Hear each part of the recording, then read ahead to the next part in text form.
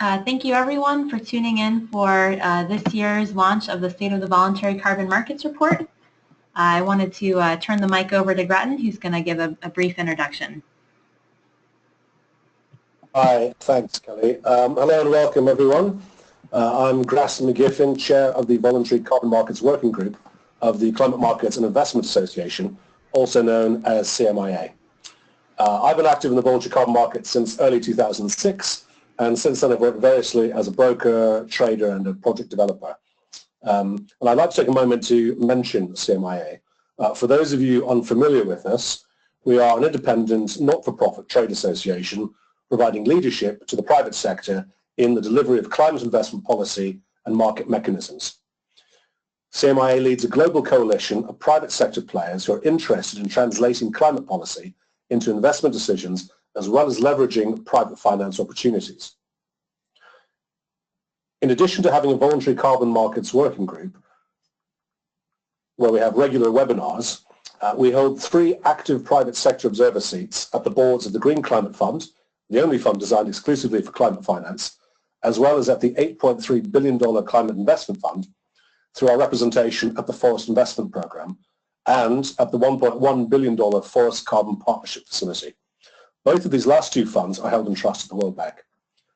These private sector observer roles allow us to support coordination of private sector perspectives, provide input to the funds to support stakeholder sector engagement and implementation of transformational strategies, and gather input on private sector agenda items from broader-based respective communities.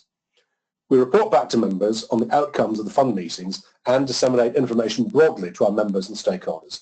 This is meant to be a dynamic flow of information and knowledge exchange. We're an accredited NGO to the Conference of the Parties as observers to the United Nations Framework Convention on Climate Change, and have affiliations with governments, large donors, and institutional organizations. Today's webinar is going to last an hour. First up, we're going to hear from Kelley Hamrick, who's going to give us an abridged presentation for a report, Unlocking Potential, the State of the Voluntary Carbon Markets 2017. Afterwards, we'll hear also from Nick Marshall from Envirofit and Marco Maggini from South Pole Group to get their professional insights. At the end, there will be time for questions, so do send us these during the presentation for Kelley, Nick, and Marco to answer. This webinar is being recorded, and a copy will be available on the CMIA website. With that, I shall hand over to Kelley.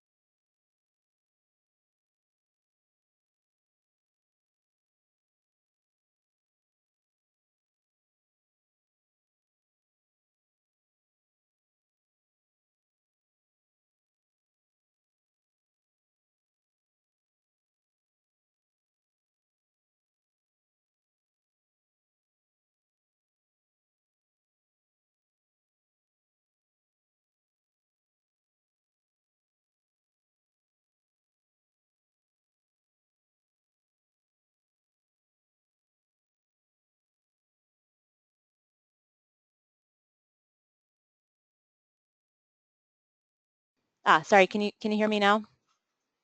Oh, perfect. Okay, sorry about that, everyone. That was a brief technical difficulty. But I just wanted to say thank you, Grattan, for your introduction, and welcome to everyone dialing in. Before we begin, I'd like to thank and recognize the following organizations: our sponsors, the Biocarbon Fund, Biocarbon Partners, Numerico, and Good Energies, and our supporters, the American Carbon Registry, the Verified Carbon Standard, the Climate Trust, and Baker & McKinsey.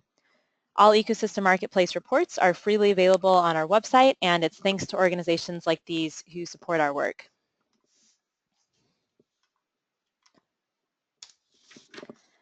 So in case you aren't familiar with Ecosystem Marketplace, we are an information provider.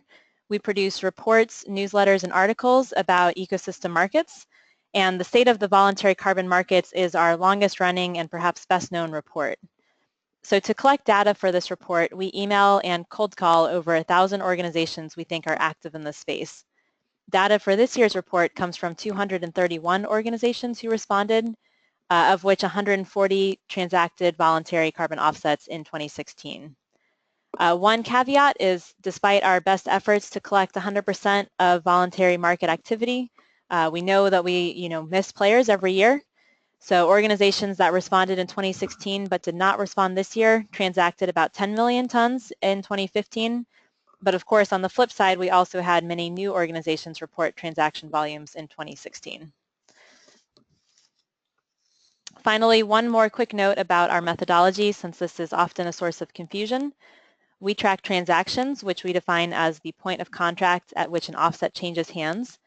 And this means that a single offset could be involved in multiple transactions before being purchased by the end buyer. So as you can see on this figure here, an offset could be sold from project developer to a retailer. That would count as one transaction. And then that could be sold from a retailer to an end buyer, which we would also count as one transaction. And we also will sometimes split up data in our report by the primary and secondary markets.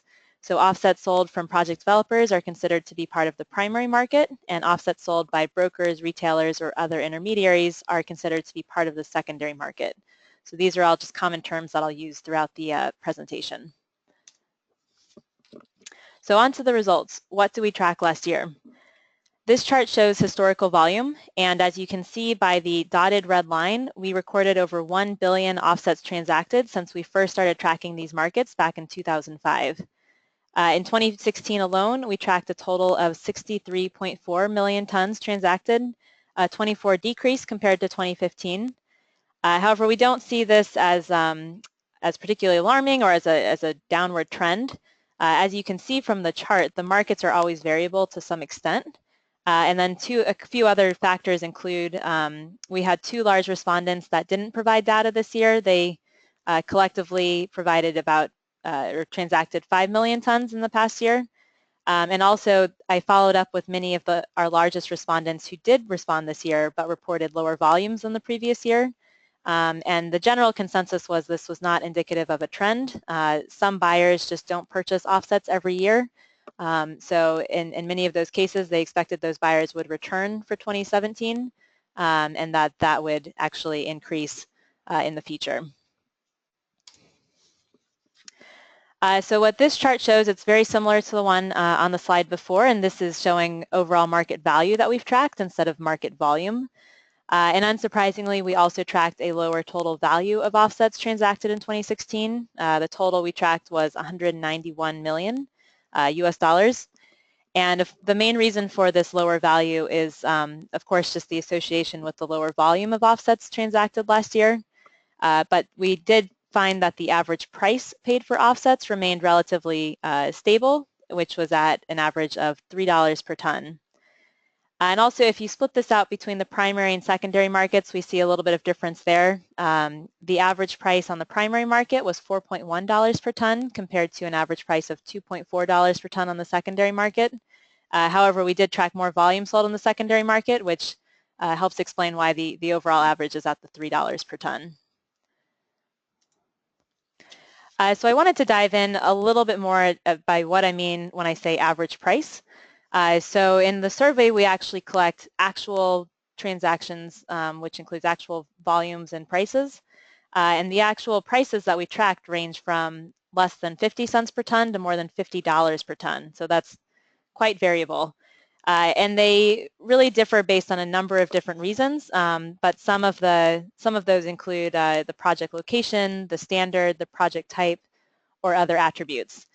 So what this figure shows is the average price based on some of those averages. So for example, if you look to the far left column on this figure, it shows a project type because it's shown in dark blue.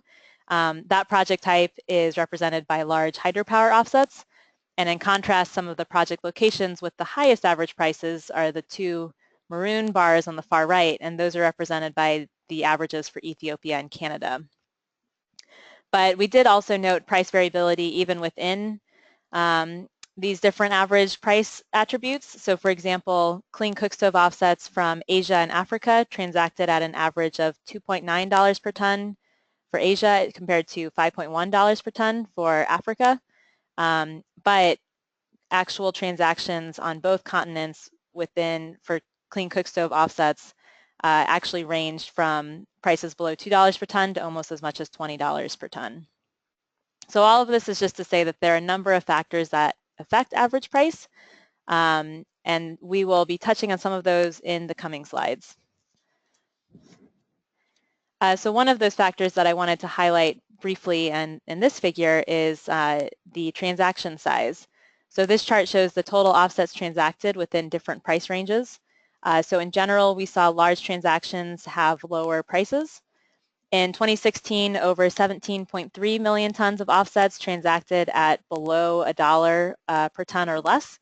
And the vast majority of those, 93%, were transacted on the secondary market, which is shown in this graph with the light blue color. In contrast, only 2.4 million tons were sold at an average of $10 per ton or more, and 47% of those were transacted on the primary market. One other interesting thing I think about this figure is while the total volume transacted at $12 per ton or more is obviously much smaller than the total volume transacted at less than $1 per ton, the number of transactions, which are represented by the maroon bubbles, recorded are nearly the same, which I think just indicates that there are a fair number of deals that are happening at higher prices, but that the buyers purchasing those offsets are doing so in much smaller quantities. So in this and in the next two slides, we'll zoom in on some of the offset attributes valued in the market last year. So this figure shows project category. When we actually are collecting data in the survey, we ask organizations to respond about the project types associated with offsets transacted. And I think there are around 30 different project types. So then we sort of rolled them up into 8 broad categories, such as renewables and gases that you see here. And specific project types can appeal to buyers in different ways. Some buyers really want to support projects that have co-benefits like habitat protection or job creation, while others are more interested in supporting projects that are easy for them to understand. So as you can see here, the two largest categories we tracked last year were renewables and forestry and land use. So we tracked 18.3 million tons of renewable offsets transacted and 13.1 million tons of forestry offsets transacted. There was quite a bit of a difference in the average pricing. So the average for renewables was $1.4 per ton compared to $5.1 per ton for forestry. So as a result, the value of forestry and land use offsets was nearly triple that of the renewables market and comprised 47% of the total value that we tracked across the entire voluntary carbon market. Diving in a little bit into what the actual most transacted project types were by volume, that was red plus was the most transacted project type, followed by wind, followed by landfill methane, then large hydropower, and then community-focused energy efficiency projects. And the lowest average price projects were large hydro, as you saw in the previous slide, and transportation projects, and those were on average sold for about 20 cents or 30 cents per ton. Conversely, the highest average price projects were improved forest management, which sold at an average of $9.5 per ton, and afforestation, reforestation offsets selling at an average of $8.1 per ton. So this figure shows the location of offsets sold worldwide, and it might be difficult to read some of the text, but you should really just focus on the country colors here. So countries with more offsets transacted from there are shown in dark blue, followed by light blue, then dark green, and so on. So we know voluntary projects are often motivated to choose certain locations for reasons sometimes beyond the emissions reduction potential. So for example, many forest carbon projects aim to protect trees and biodiversity, and the location of these projects is thus chosen at a subnational level and is highly specific to certain communities or ecosystems. Unfortunately, we don't track data at quite that level of granularity, so we have all the data here is just collected at the project level. But in 2016, we found projects in 65 countries produced and sold carbon offsets on the voluntary markets, which represents every major region in the world except for Antarctica. Of those different continents, most of the offsets were transacted from Asia. That was 21.5 million tons. And most of that came from India, Korea, and China. But while nearly half of all offsets came from Asia, buyers typically placed higher value on offsets from Africa, Latin America, and North America. North America was the second largest region for transacting offsets, and that was for a total of 10.1 million tons and a total value of $29 million. Meanwhile, offsets transacted from Latin America and Africa totaled 5.8 million tons on both continents, and the average price for Latin America was slightly lower at $3.8 per ton for a total value of $22 million, whereas the average price for Africa was $4.2 per ton for a total value of $24 million. And meanwhile, Oceania sold the fewest offsets of any region. It was a little more than 500,000 tons, and most of those came from Australia. So when we first started tracking voluntary markets in 2005, many projects did not use a third-party standard, and this has changed dramatically since then. Last year, 99% of all offsets transacted on the market that we tracked were certified by a third-party standard. And while respondents reported using 13 different standards, most offsets were verified under a handful of familiar names. So this includes the Verified Carbon Standard. 35 million tons were associated with VCS, which is 58% of total offsets transacted in 2016.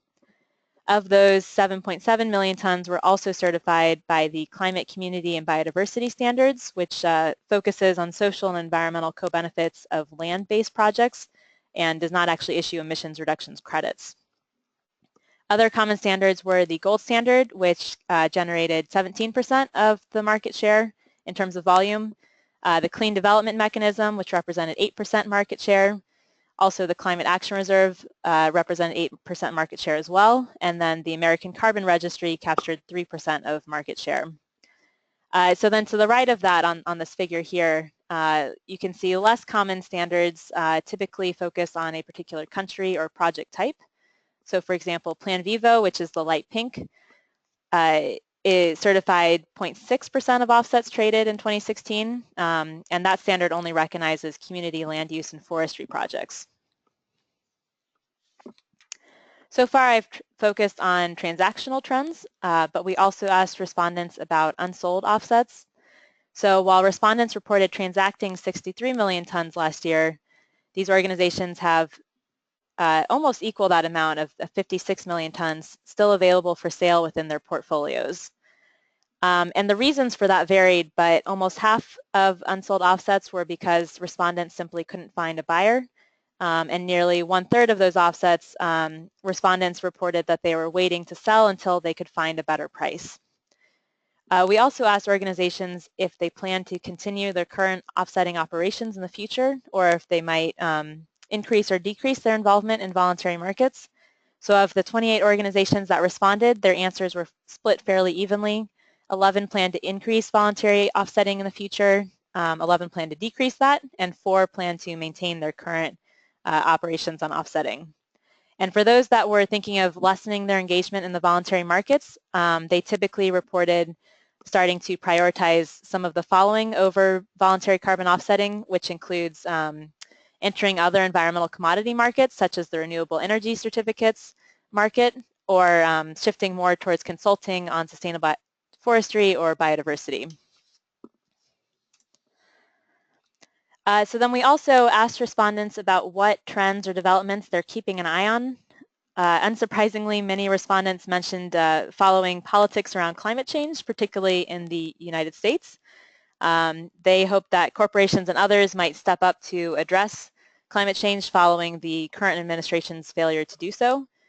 And then many of the other topics are probably familiar to those of you who are active in this market. It's something that we also tracked in our previous report last year.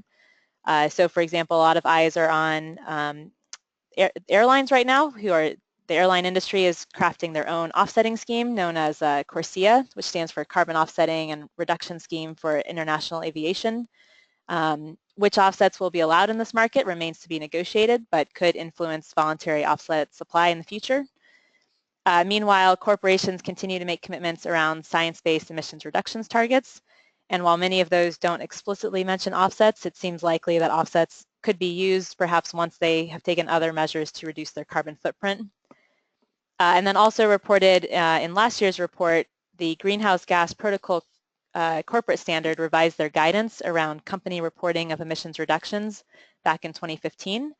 And one of the changes basically allowed companies to subtract renewable energy gained from renewable energy certificates from their Scope 2 reporting, and it did not allow for renewable energy offsets to play a similar role. So this has led some market participants to believe that there might be a shift in demand from renewable offsets in favor of renewable energy certificates. And then finally, I think everyone is really keeping an eye on the results of Paris Agreement negotiations. We actually asked a couple of more in-depth questions about that in our survey this year, and respondents could check off what they thought were potential risks and opportunities for voluntary offsetting post-2020 and could select as many choices as they thought were applicable or write in their own responses. In terms of risks, the majority of respondents cited national policies around counting emissions reductions as the biggest risk towards future voluntary offsetting activity. So for example, if a country counts all emissions reductions towards their own domestic commitments, then that might not allow voluntary market participants to sell offsets abroad. In terms of potential, we saw a bit more response here, and I think that's because we typically find market participants are more optimists at heart, I think. So they also saw clear avenues for being able to sell more offsets in the future, especially if a future global carbon market might allow for the transfer of voluntary offsets. But if voluntary offsets couldn't find a home there, then they also saw potential opportunities in sector-specific markets such as aviation. And then even if some countries did not allow for the export of voluntary offsets, respondents thought that there might be corporations interested in supporting voluntary projects at home to help countries meet their own emissions reduction goals, or there might be companies that would be willing to support and purchase emissions reductions, but really for more of the co-benefit, non-carbon benefits from the projects. So that is what I have to say about the report so far. I would encourage you to check out the report. We do have many more figures and much more information in there. And then also the one thing I wanted to add is we will be producing 2 mini reports after this in the next month or two that will dive into a little bit more of the regional voluntary offsetting market trends and motivations of voluntary offset buyers. So I would encourage you to keep an eye out for that. So thank you. That was excellent, Kelley. And Kelley, should we pass on to, who'd like to go first? Are we going to have Nick or Marco? Let's do Nick. Marvellous. Can I just ask, if everybody, please feel free to ask some questions. The format is you write them in. There's a facility to put your hand up and write questions in. And what we'll do is at the end of this, we will go through those questions and answer them accordingly. So please feel free to ask some questions.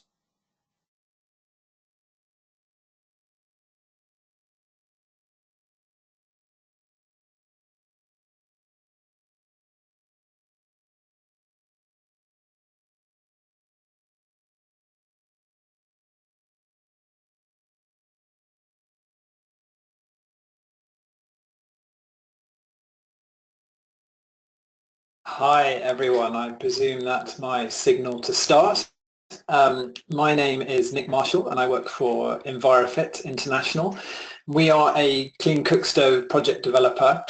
We're based actually in the US and we have projects in 11 separate countries in India, Africa and Latin America.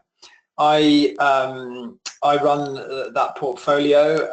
I develop the assets and also commercialize the credits. And we work under the gold standard and the CDM. And I always think it's sort of reasonably useful just to preface any conversation about the carbon market, albeit the voluntary carbon market, by saying that temperature records are of course being broken. 2016 was the hottest year ever recorded, which is 1.1 degree above the pre-industrial baseline. And Scientific American calculates that a carbon price of about $50 is needed by 2020 to achieve the 2-degree climate change goal. So, the $3 price signal that we see in the voluntary market is clearly not enough. Although I do see that there are some buyers at $50. So if anyone knows of those buyers, do please let me know. But I don't want to be overly negative here, because actually Envirofit for us, we have done reasonably well from the voluntary market in the last year. So it produces quite a strong revenue for our business, and in the last year we sold over 300,000 tons, and that for us is obviously a significant achievement, and really goes towards supporting the projects that we develop, which of course have impacts beyond just climate change, but also a variety of sustainable development impacts as well. In terms of the sort of volumes that we transact, we work with a combination of both a government buyer and sales into the kind of general voluntary market, and that is split by volume at about 1/3 of the total volume that goes to our government buyer, and about 2/3 of the total volume that goes into the market. But in terms of value, it's actually a sort of 50-50 split between those two segments. So that means that we have to sell twice as much volume into the voluntary market to equal the revenue that we get from our government buyer. And I should imagine there's a fair few project developers like ourselves who are in that position. And the point to make about that, I guess, is that the government buyers who we kind of know about in the market, those buyers are essentially exiting the market at the moment. They will have exited by 2020. And as far as I see from the report that we have, which incidentally, Kelley, is a fantastic report and a very useful resource for anyone who's participating in the market. So thank you very much for producing it again. But we don't see the market the general market kind of picking up the slack, if you like. It strikes me that government buyer steps in as facilities such as the European Emissions Trading Scheme started to fall away to support projects that deliver kind of significant sustainable development impacts beyond just climate change. And those government buyers are just, they were working on, I think, probably quite a short budgetary time frame, with a view that a market would ultimately support projects such as ours. And as I said, I don't see that kind of happening at the moment. We as a business are, which is very much reflected in some of the findings in the report, we're sitting on stock that have issued credits that essentially we can't sell, but we're also in the probably reasonably privileged position that we don't need to kind of have a fire sale on that. We don't need to drop our prices any further. We will just continue to drive revenue at what we consider to be a reasonable rate. And my general kind of feeling about the report on the market is that it doesn't really paint a great picture. The trend in terms of the overall value in the voluntary market is down over the last 5 years. The sort of volume decrease that, although I guess there's some justification for it, but it's still, has erased the kind of the past 3 years of gains. And my overall feeling is that the market just can't support the level of project activity that's required. I mean, it can't support 100 Envirofits, if you like. And our kind of feeling about the market is that it's kind of becoming increasingly niche, if you like, in that the activities are being, are very much targeted towards potentially what corporate buyers are looking for, and those buyers are becoming increasingly demanding as to what they're looking for. They're demanding in terms of the sort of impact that sort of their investment is delivering. And that's not necessarily a bad thing, but unfortunately it's sort of corresponding with a decrease in that overall value of the price. And that spells bad news for project developers who are kind of reliant on that revenue. If you have diversified your balance sheet, if you like, significantly, then then the voluntary market is a reasonable source of revenue. But if you are kind of developing projects that are solely focused on delivering carbon revenue, that spells a very bad kind of current picture, because and this is reasonably anecdotal, but there are project developers who are dropping out of the market off the back of this.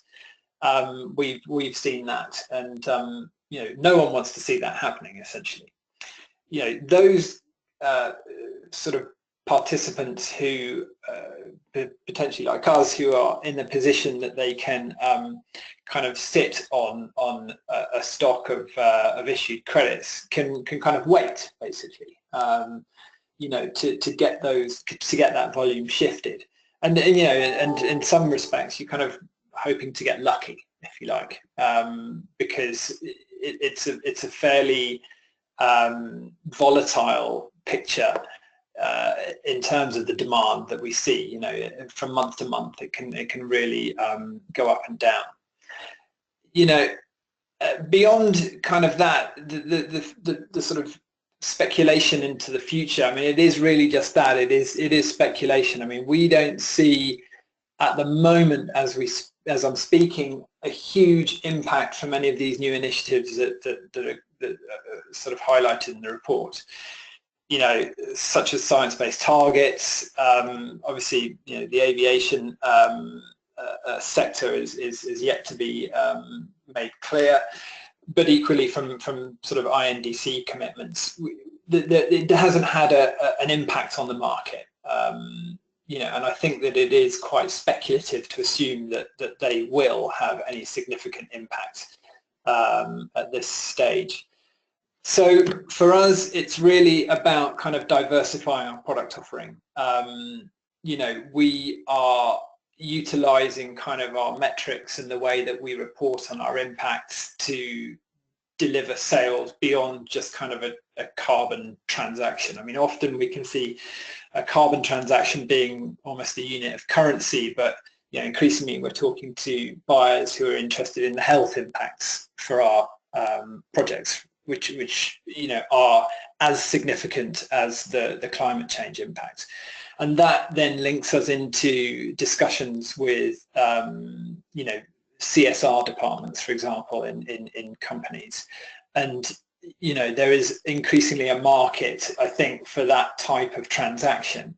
And in some respects, CSR activities, when you start talking to sort of managers in companies who are working on that type of portfolio, climate change doesn't often actually come to the fore. It's not the most important issue on their agenda. They're often more interested in kind of livelihoods, health, those types of things. And so, we are positioning our projects to meet, well, the projects already are positioned to meet the sustainable development goals, but we're just kind of positioning our marketing to communicate that. And that for us, I think, is where we're heading, if you like. There is a lot of discussion on the sustainable development goals and impacting each one of them, and if you have a project that touches on a number of those, then it's a kind of easier sell to go to different types of corporate buyers and say, well, look, not only are you investing in carbon, you're also investing in all of these other sort of sustainable development impacts, and that's kind of where I personally am seeing a lot of our conversations heading. So I think that's my 10 minutes, so I'll sign off there. Thank you very much. Fabulous. Thanks very much, Nick. It makes me think of a couple of questions I might ask at the end in terms of where the market's going and technologies. As we're a little bit pressed for time, shall we move on to Marco? Marco, would you like to give yourself a pleasant introduction, please? Thanks, Grattan. My name is Marco Magini. I'm Director of Project Portfolio Management at South Pole Group.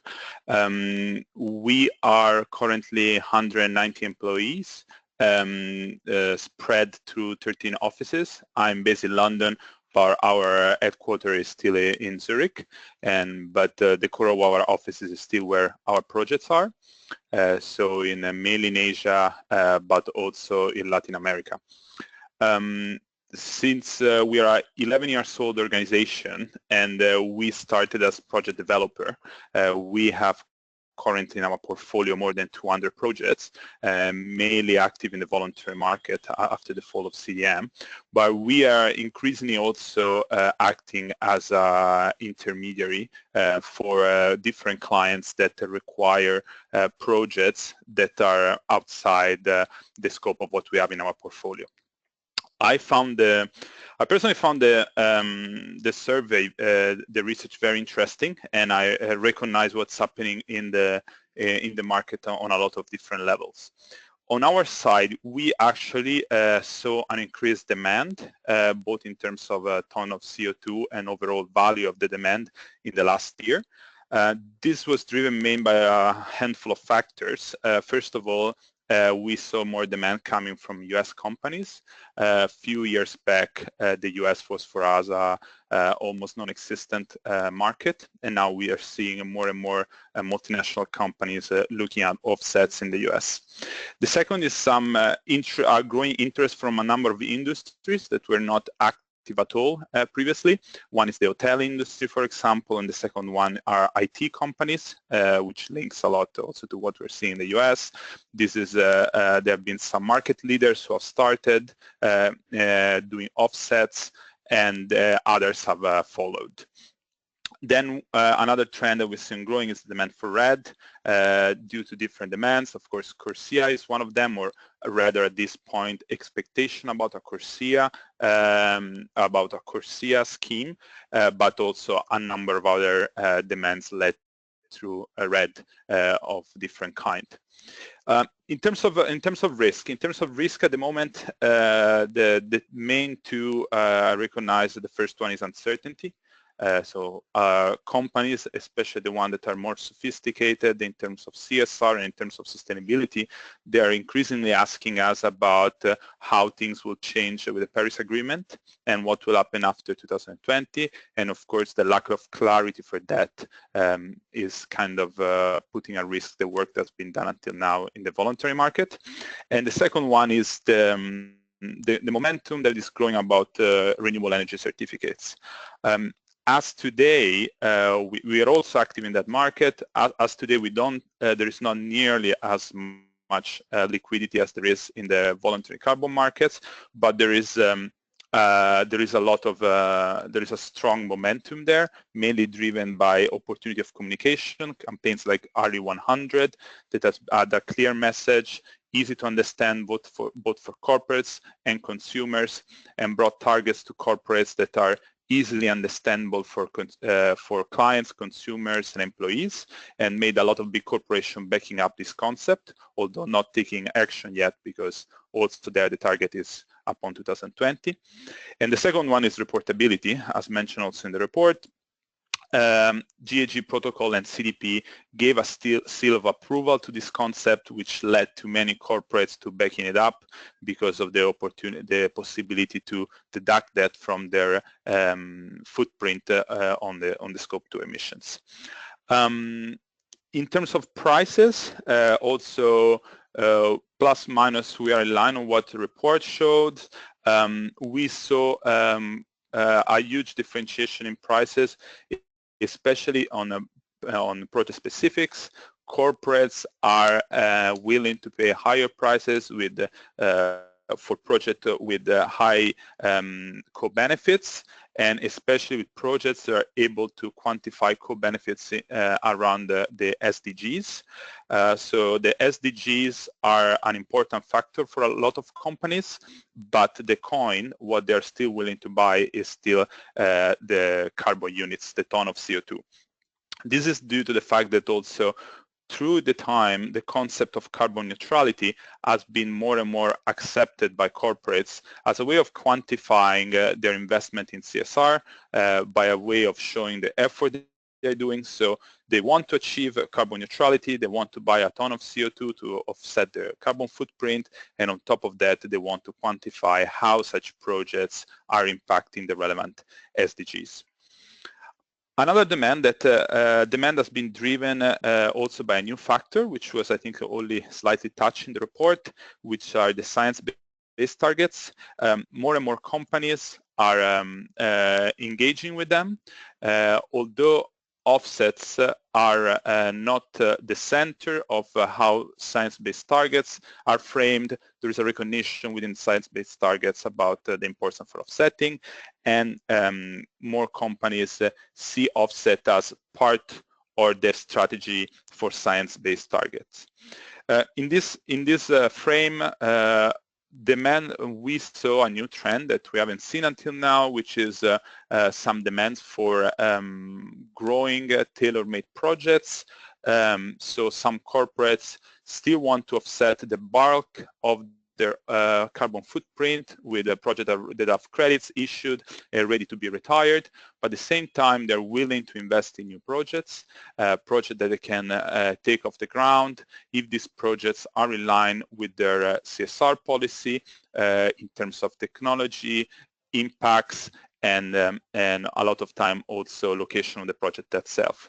So this has been obviously, this will lead probably more in the future to the issue new credits that will be used then from the corporate to offset their carbon footprint. Is it a growing trend for us? Although I wouldn't say it's just, let's say, the top 5 to 10% of the clients we deal with are interested in it. But in terms of volume, also these clients are aware that the vast majority of the offsets they will buy will still come from already issued projects. So these will only cover their 10-20% of their emissions. In another, in this trend, I think what played a role was also the fact that having a tailor-made project offer corporates also the opportunity to create something around also employment engagement and all sorts of communication campaigns that they can do about that.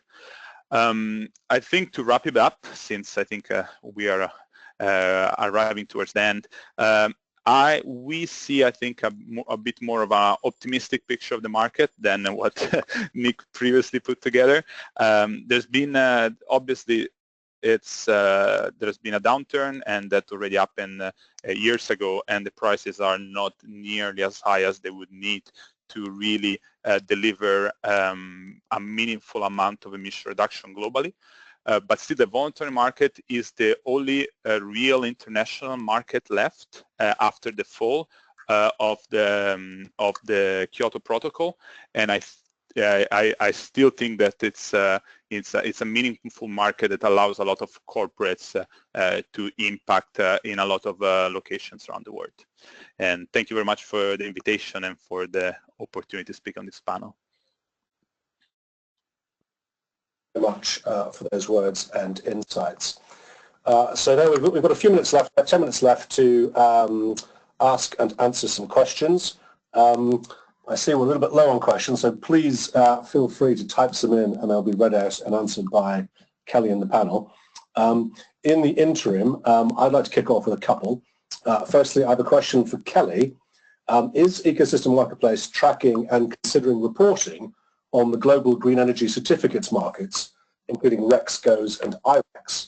I ask because many of us in the VCM are involved or increasingly becoming involved in these markets as the momentum behind various initiatives like We Mean Business, RE100, and science-based targets are attracting new companies and potentially new business.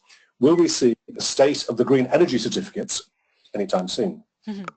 Great question, and it's something I don't have a clear answer to yet, unfortunately. We have definitely heard from market participants that this is something that they view as a potential shift in the market, but unfortunately don't have the data to actually know how much of demand is shifting or really what's going on in that space. I think if we did anything next year, it would just be one or two quantitative questions around RECs within the main survey that we do on voluntary carbon offsetting.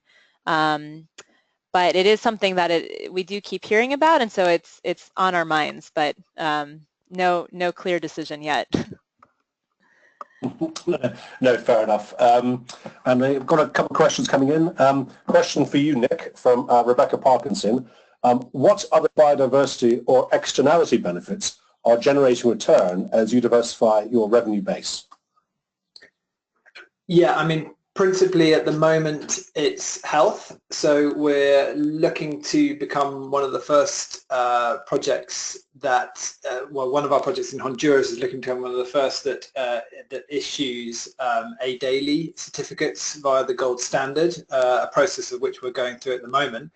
And something of which I've had a number of conversations, and there appears to be a significant amount of interest naturally from the health sector in that type of credit. You know, how that will play out around kind of commercializing them and revenues in the future.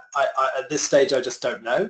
But it seems to me that there's a definite shift in the kind of thinking for project developers, standards such as the gold standard, and maybe some market participants about, you know, essentially quantifying impacts beyond carbon and looking to support projects around those other impacts that can be certified.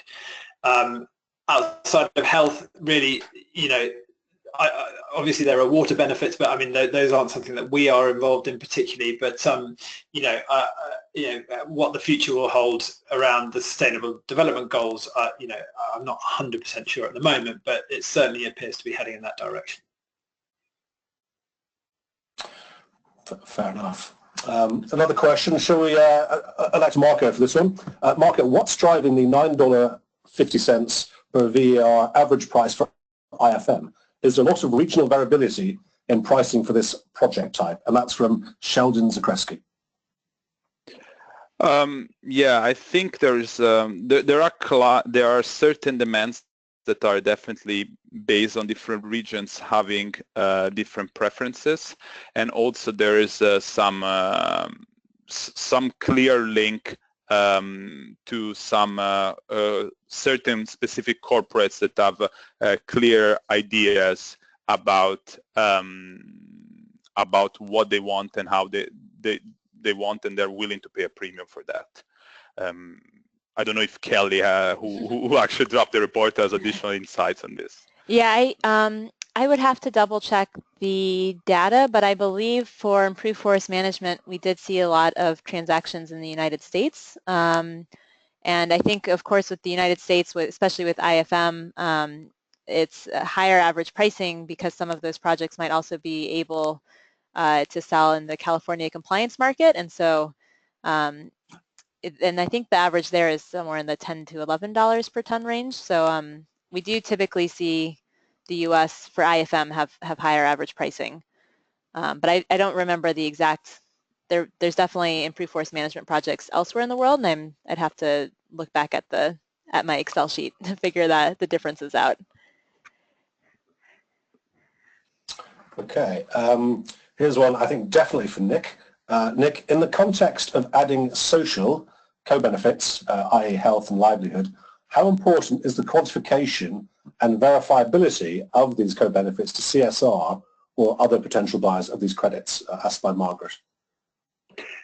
Yeah, well, I believe that the quantification, particularly, I'll talk about health because it's a process we're going through, is crucial, because, you know, unless you go through a rigorous process of, you know, as you do with carbon, of monitoring, reporting and verification by an independent entity, you know, all you're really saying is that, well, you know, here's our great project and we believe it does this. going through that rigorous process of certification under a standard like the gold standard, enables you to go and talk to people and say, look, these are the absolute quantifiable benefits that we have around health from our projects. And that's absolutely crucial when you're talking to someone who wants to invest.